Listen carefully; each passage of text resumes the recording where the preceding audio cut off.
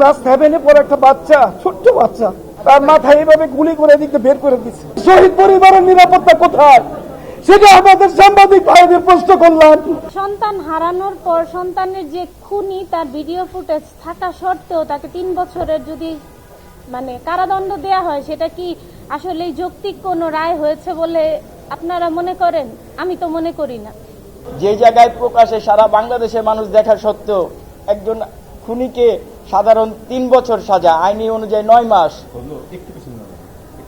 তো এখন আপনারাই বলেন যে এটা কি কোনো সাজা হলো?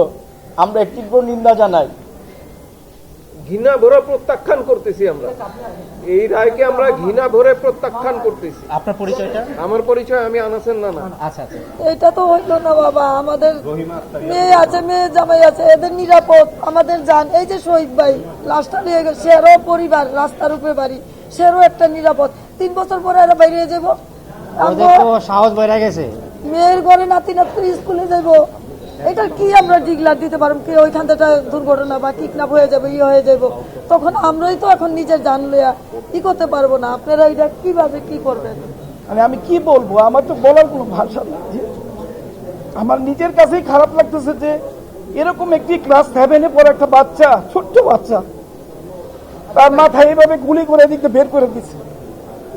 এটা কি রায় দিল? এটা এতটা দিন আমরা নিজেদের যে বিচারটা চাওয়ার জন্য দাঁড়ে দাঁড়ে ঘুরে এই পর্যায়ে আসছি। আজকের এই রাত শোনার পরে আজকে মনে হয় না যে ওর মা আজকে আসতে পারে না, ওর মা আসতে পারে না। আজকে আসলে হয়তো জানবে, জানার পরেও ঘরের মধ্যে একটা পরিস্থিতি কি তৈরি হবে। আমার একটা ছেলে ছিল, একটা মাত্র ছেলে। আমার এই ছেলের রায়টা আমি শুনে সন্তুষ্ট হই নাই। মনের মধ্যে অনেক জ্বালা, অনেক যন্ত্রণা আমি ভুগতেছি যে আমার কিরকম লাগে। প্রতিটা রাত্র আমরা ঘুমাইতে পারি না। আমাদের এখন রীতিমতো এখন আমরা চলাফেরায় ভয় পাই যে আমাদের পরবর্তী স্টেপগুলি কি আসতে পারে, কি হবে। আমাদের জানের কোনো নিরাপত্তা নাই। কেউ আমাদের এই ব্যাপারে কোনো সহযোগিতা করতেছে না। যে এই শহীদ পরিবারগুলি রাস্তাঘাটে চলাফেরা করে, কোন দিন কোন একটা অ্যাক্সিডেন্ট হয়ে যায়। আমি সেদিনকে তাজুল ইসলাম স্যারের কাছে বলছি, স্যার আমাদের প্রোটেক্টের জন্য কিছু দেন স্যার। আপনারা তো একজন গানম্যান সাথে রাখেন, 2 জন গানম্যান রাখেন, কিন্তু শহীদ পরিবারের নিরাপত্তা কোথায়, সেটা আমাদের সাংবাদিক ভাইদের প্রশ্ন করলাম। যে শহীদ পরিবার কি এইভাবেই থাকবে?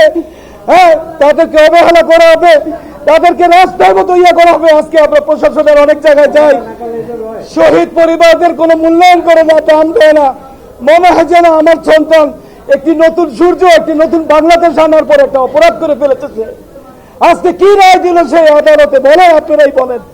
প্রিয় সাংবাদিক ভাইরা, দয়া চাই আপনাদের কাছে, জয় সুষ্ঠু বিচার আমরা চাই।